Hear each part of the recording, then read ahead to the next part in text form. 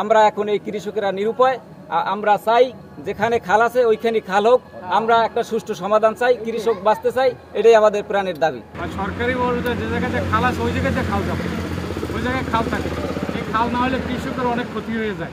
এখানে খানকা প্রতিষ্ঠিত হওয়ার 2001 সালের সময় যে সরকারি খালের উপরে প্রতিষ্ঠিত হয়েছে, কিন্তু সেখানে তাদের সাথে যে কথা ছিল যে এভাবে যে তারা বিকল্প আমাদের খাল দেওয়ার জন্য, পানি নিষ্কাশনের জন্য, সরবরাহের জন্য তারা ব্যক্তি জায়গা প্রদান করবে।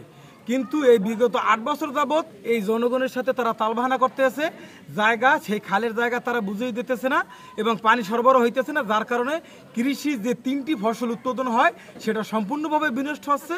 খানকার প্রতিষ্ঠিত যেই জায়গায় যেই ভিতর দিয়ে একটা খাল ছিল, এই খালটা তারা ভরাট করে নিয়ে সেই খালটা বিকল্পভাবে অন্যত্র দেওয়ার কথা থাকা সত্ত্বেও আজ প্রায় 10 বছর হয়ে গেছে তারা এই খালটা কোথাও দিয়ে দেয় না এবং সরকারিভাবে পাস হইলেও এই নকশা অনুসারে পাস হওয়ার পর তারা খাল খনন করতে বাধা সৃষ্টি করে। আমরা এই খাল খনন এবং এই খাল পুনরুদ্ধারের জন্য আমরা জোর দাবি জানাই এলাকার পক্ষ থেকে। আমাদের এই দেশটা খানকার মাছ দিয়ে যে রাস্তাটা গেছে, এই রাস্তাটায় দুই দিকে ভাগ করে ফেলাইছে, উত্তর আমরাগাছিয়া আর দক্ষিণ আমরাগাছিয়া। দক্ষিণ আমরাগাছিয়ার মানুষ পানির জন্য গলা গলা পানি হয়, কৃষি কাজ করতে পারে না। খালের জায়গায় খাল, এইটা যদি হয় পানি সরবরাহ সুন্দর হইবে এবং আমরাও ভালো থাকবো।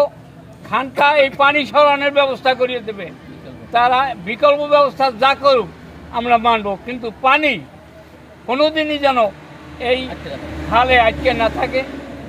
এই আলতাফ মিয়া এখানে বসে অবৈধভাবে অনেক কার্যক্রম করে, আমরা সেটা কখনো বলিনি। আমাদের পানি নিষ্কাশনের ব্যবস্থা করে দিলি ওনারে আমরা মাফ করে দেবো, নাহলে ওনারে আমরা জীবনে মাফ করবো। উনি আমাকেও শেষ করছে, কৃষক মারিয়ে ফেলাইছে, কৃষকের জায়গা কিনতে চায় মারিয়া, আদামে কিনতে চায়, বেদামে বেচবে এবং ব্যক্তির নামে। এই খানকাটি ব্যক্তি নামে আমরা হুজুরের কথা কম না, হুজুরেরা ভালো, এরা খারাপ। পূর্বে এক হুজুরে আনলে এখানে দায়িত্বে 3 কোটি টাকা মারিয়ে নিয়ে যে ধরিয়ে বান্ধে টানতে 50 লক্ষ আনছে, এখন একজনে আছে হেউ মারতে আছে। আর এই এটার ভিতরে টাকা সিংহভাগ বড় তা পকেটে লয়। এখানে ভবন করছে, ওই ভবনের পর থেকে এই এপার ওপারের বিলের পানি বন্ধ, যাতায়াত বন্ধ, প্রায় হাজার হাজার কৃষকের ক্ষতি হয়েছে।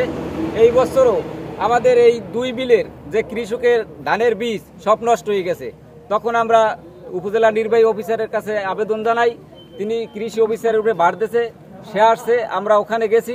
যাওয়ার পরে এই খানকার কর্তৃপক্ষ তারা বলছে আমরা একটা স্থায়ী সমাধান দেবো যাতে কৃষকের ক্ষতি না হয়। আজ কাল এই বললে আজকে এই ঘুরাইতেছে প্রায় 6 মাস।